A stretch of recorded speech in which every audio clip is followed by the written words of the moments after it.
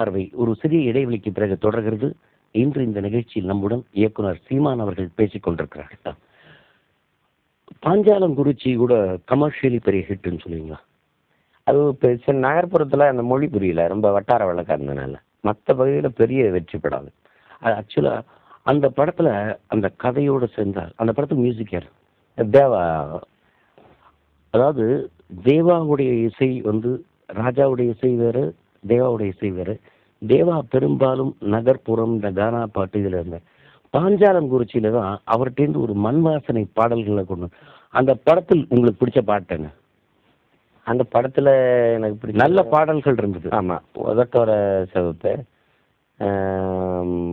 மருதாணி கடனா கேட்கும் பாட்டு, அப்புறம் ஆசை வச்சேன்னு ஒரே சந்தாளவில் ஒரு பாட்டு.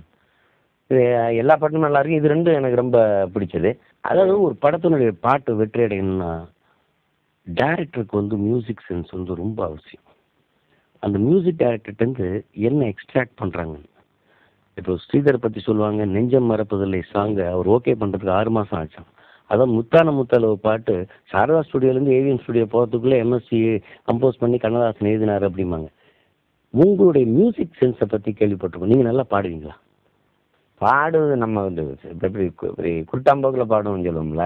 இல்லை, அதுதான் சமயத்தில் அசரீரி பாட்டு மாதிரி, பாத்ரூம் சிங்கர் மாதிரி பாடுற பாட்டுகள் தான். அந்த மாதிரி தான் நம்ம இந்த கேட்கறது தான். இப்போ கேட்கறத அப்படியே உள்வாங்கி பாடுறது. அது படிக்கிற இடத்துலேருந்து ஒரு ஆர்வம் வந்ததுனால சின்ன பிள்ளை. எந்த மாதிரி பாட்டு பாடுங்க? இப்போ கிராமிய பாடல்கள், இப்போ நம்ம அந்த எங்களோட உழைக்கும் மக்களுடைய பாட்டுகளை உள்வாங்கிறது. இப்போ நீங்கள் பார்த்துருப்பீங்க, இப்போ சாமி வருவதை பாருங்கடி, சாமி சப்பரம் வருவதை பாருங்கடி, ஆனை வருவதை பாருங்கடி, ஆனை அசைஞ்சு வருவதை பாருங்கடி. இது எங்கள் ஊரில் 1000 தான் அப்படி வருது. முட்டுக்களைக்கு பேசிதான் இல்லையா அப்படி வருது. கோயிலில் காடுதனில் தலையை வெட்டுவான், தம்பி லக்மணன் பரணி சாலை உண்டு பண்ணுவான், அது வாடி ஏங்கப்ப கலங்க வருது. இந்த மாதிரி பாடல்களை நம்ம இன்னும் நம்ம தெருகளில் கொட்டி தான் கிடக்கு. இப்போ ஒரு கிழவி களை எடுத்துட்டு இருக்கும்போது, பருத்தி எடுக்கும்போது, பருத்தி பஞ்சு இது பண்ணும்போது அவள் பாடிட்டு இருப்பாள். அவள் காட்டு வேளையில் களைப்பு தெரியாமல் நேரம் நகர்த்துறது தான் அது. அப்போ ஒரு பூசிரிக்க பூசிரிக்க பூ போல நாஞ்சிரிக்க, போனாக ஏமாமே, எப்போ வர போறாக காணோமே, இன்னும் காணோமே, தனனே தானானே தன்னானேன்னு பாடுறான். அவளுக்கு யாரும் இலக்கியம் இலக்கணம்லாம் சொல்லி கொடுக்கல. ஆமாம், குருட்டாம்போக்கில் பாடுறான். இந்த மாதிரியான பாடல்களெல்லாம் நம்ம இந்த நீங்கள் முடிச்ச அந்த பேஸு தான் உச்சி வகுந்து எடுத்து அந்த மாதிரியான வடிவங்களாக வருது திரைக்கு வரும்போது. அப்போ அந்த மாதிரி பாடல்களை கேட்டுட்டு அந்த தாக்கத்தில் பாடுறதுதான். அப்புறம் இயக்க மேடைகளில் பாடுற பாடல்கள், கொள்கை பாடல்கள். அப்புறம் இன்னொன்று இருக்கும், இந்த கலை ஆர்வம் இருக்கும்போது இந்த படிக்கிற காலத்தில் கல்லூரிகளில் முதல்ல போன உடனே சக மாணவனை பார்த்து நீங்கள் எம்ஜிஆர் சிவாஜி, ஆமாம், அவன் ஏதாவது ஒரு கட்சிக்குள்ளே இருக்கணும், இல்லைன்னா அவனை சேர்க்கவே மாட்டோம். நீங்கள் எந்த கட்சி? நான் சிவாஜி கட்சி. எங்களுக்கு காமராஜ் பிடிக்கும், காங்கிரஸ் பிடிக்கும், சிவாஜி பிடிக்கும். அப்படி வளர்க்கப்பட்டான். எங்கள் பகுதியிலே நீங்கள் பார்த்தீங்கன்னா கை சின்னம் தவிர பெரிய யாரும் இது பண்ண மாட்டாங்க. சிவாஜி ரொம்ப பிடிக்கும். எம்ஜிஆர் படம் பார்க்குறதே குற்றம்னு சொல்லி வளர்த்ததெல்லாம் உண்டு.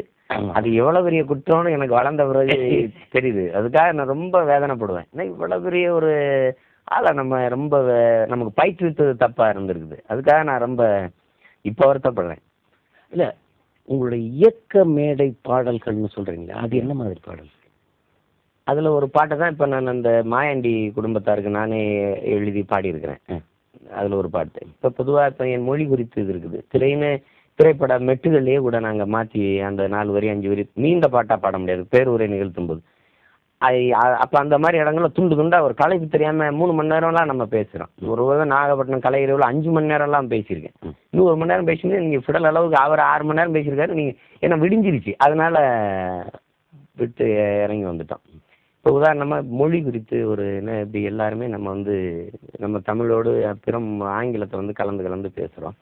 அப்படிங்கும்போது இப்போ என்னடா தேசம் இது, எவன் செஞ்ச மோசம் இது, நல்ல தமிழ் பேச ஒரு நாக்கு இல்லையே, காலங்காலமா நமக்கு கோபம் வரலையே நண்பா, என்னடா தேசம் இது, எவன் செஞ்ச மோசம் இது, நல்ல தமிழ் பேச ஒரு நமக்கு இல்லையே அப்படிங்கும்போது அந்த அந்த 4 வரி 5 வரி தான் பாடுறது. அப்போ அது வந்து இவர் ராஜ்குமாரோட மெட்டது, என்னடா காதல் இது எவன் அப்படின்னு ஒரு பாட்டுது, அதுலேருந்து அந்த 4 வரியை போட்டுக்கோங்க. இப்போ இந்த மாயாண்டி குடும்பத்தாரில் ஒரு பாட்டு இருக்குது. இப்போ நம்ம எந்த இதுவுமே வந்து பேசக்கூடாது, அது எதுக்கு நமக்கு எதுக்கு வம்பு, அது எதுக்கு போய் நம்ம போய் கேட்டுக்கிட்டு இப்படிங்கிற ஒரு எண்ணமே நம்மளை வந்து வீழ்ச்சி அடை வைக்குது. அப்போ அந்த மாதிரியான சூழ்நிலையில் கொண்டு போய் சரியாக கொண்டு போய் நிறுத்திடுது, அந்த பேச்சை கொண்டு போய் அந்த இடத்துல நிறுத்தி, பேசாம இருந்து கோழி குஞ்சுகளை தூக்குதுங்க பருந்து, அடத்தோழா ரொம்ப நாளா கேட்காம இருந்து நாம போனமடா சூடு சொரண மறந்து, இப்போ போகுதடா கோவனமும் பறந்து.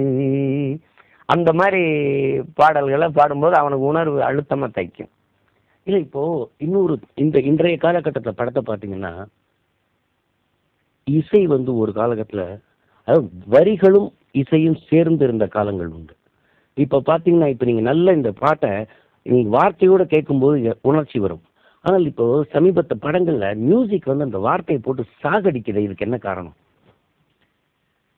அது இயக்குநர்கள் காரணமா, இசையமைப்பாளர்கள் கவிஞனை வளரப்படக்கூடாதுன்ற மனோபாவம் காரணம்? இப்போ இசையமைப்பாளருங்கிறது இயக்குநருக்கு வந்து வேண்டுகோளின்படி தான் வடிவம் வருது. நான் இப்போ தம்பி யுவனோட வாழ்த்துக்கள் பண்ணேன். அவர் நிறைய துள்ளலான இசைகளை தந்து வெற்றி அடைஞ்சு வந்துக்கிட்டு இருந்தேன். நான் போய் தம்பி இந்த இதெல்லாம் இல்லாமல் வார்த்தைகள் தெளிவாக புரிகிற மாதிரி எனக்கு மெட்டு சுகமாக இருந்தால் போதும் அப்படின்னு. சரிண்ணே அப்படியே பண்ணிடுவோம். இப்போ நீங்கள் தேவாசா உங்களுக்கு தெரியும், நீங்கள் வந்து அவர் ஒரு வடிவத்தில் இருந்தாங்க, நம்ம என்ன கேட்குறோமோ அதை அவங்க செஞ்சு கொடுப்பாங்க. அதுக்காக நம்மளை மீறி நான் ஆங்கில கலப்போடு தான் போட்டு தீருவேன், நான் இப்படித்தான் அடிப்பேன் அப்படிலாம் இல்லை. வித்யாசாகரோட நான் பணி செய்யும்போது என்னம்மா தேவி சக்கமா அந்த பாட்டு உங்களுக்கு தெரியும், அது பல்லவி அந்த வரி வந்து இன்னும் நம்ம மண்ணில் பாடப்பட்டுக்கிட்டு இருக்கு. இல்லை, ஆனாலும் இப்போ இருக்கிற இசையமைப்பாளர் பார்த்தீங்கன்னா வித்யாசாகரும் பரத்வாஜும் மற்றவங்களோட விலகி நிற்கிறதுக்கு காரணம் அவங்களுடைய தனித்தன்மை தானே. அது அவங்களுக்கு 2 பேருமே இசை அறிவு மிக்கவர்கள். அதில் வித்யாசாகர்கிட்ட வந்து உங்களுக்கு பெரிய இது என்னென்னா அவருக்கு நல்ல இசை அறிவு. இப்போ இந்த காலையில் ஒரு 10 மணிக்கு அலுவலகத்துக்கு வந்துருங்க, பாட்டு தயாராகிடும் அப்படின்னா அவர் ஓய்வு நேரங்களில் கவிதை புத்தகங்களை படித்து அவரே மெட்டெல்லாம் அமைச்சு வச்சுருப்பார். நிறைய கவிதைகள் இன்னைக்கு எழுதின கவிதைகளோட கவிஞர் வெளியிட்ட புத்தகத்தை கூட வாங்கி படித்து இசைக்கு சரியாக வருதான்னு தேர்வு பண்ணி வச்சுக்கிற ஒரு ஆள் அவர். அந்த மாதிரி அவர்கிட்ட போய் நம்ம சொல்லும்போது அவர் என்ன மாதிரி சக்கமாக அந்த மாதிரி போடலாம் அப்படின்னு சொல்கிறேன். அறிமுகம் மாதவனுடைய ஒரு முதல் பாட்டு அந்த படத்தில் போடும்போது அந்த வரி 4 வரி மட்டும் அந்த மக்களுக்கு பதியணும் படிச்சுங்கிறதுக்காக அதை வச்சுக்கிட்டு மீதி எல்லாம் தம்பி முத்துக்குமார் மாற்றி இது உங்களுடைய படங்கள்லேயே, அதாவது கதை ரீதியாக படங்கள் பண்ணுறது வேற, ஒரு சமுதாயத்தின் மீது ஒரு தாக்கம் வருகிற மாதிரி நீங்கள் பண்ண படங்கள்ல எந்த கதை அமைஞ்சு, அதாவது சமுதாய மாற்றம் ஒவ்வொன்றும் அது குறித்து சிந்திக்கிறோம். ஆனால் அதில் வந்து தயாரிப்பாளர் கதாநாயகன் இதெல்லாம் சரியாக பொருந்தும் போது தான் நம்ம கருத்துக்களை தள்ள முடியுது. இப்போ உதாரணமாக தம்பிங்கிற படம் நான் எடுத்தேன், அது நல்ல வெற்றி படமாக அமைஞ்சது. அந்த படத்தில் நடிக்க பல பெரு நடிகர்களை நடிக்க பயந்துட்டாங்க, நடிக்கலை, அதை தவிர்த்து காலம் நிறையா போயிட்டு. அது சொன்னவனே நான் நடிக்கிறேன்னு சொன்ன ஒரே ஆள் வந்து மாதவன் தான். அப்போ அந்த அவர் ஏற்றுக்கிட்டதுனால தான் அந்த கருத்தை வலியுறுத்தி நம்ம சொல்ல முடியுது. இல்லைன்னா அந்த இப்போ எல்லாருமே சொல்கிறாங்க அந்த படத்தில் இந்த மேடை அந்த கல்லூரியில் அவர் பேசுகிற இது வந்து ரொம்ப பிரமாதமாக இருக்குது. தம்பி படத்தில் அந்த மேடை அதை வந்து அவர் ஒரே பதிவில் பண்ணியிருக்கிறாரு. அந்த 400 அடியிலையும் கண்ணி அமைக்காமல் நடிச்சிருக்கிறாரு. அவர் ரொம்ப பிரமாதமாக செஞ்சார் அவர். அப்போ அந்த மாதிரியான ஒரு ஆர்வம், அது உள்வாங்குதல், அர்ப்பணிப்பு, அதெல்லாம் நமக்கு எல்லாரும் சேர்ந்து செய்யும்போதும் அது ஒரு வெற்றியாக வருது. தமிழர் பார்வை ஒரு சிறு இடைவெளிக்கு பிறகு தொடரும்.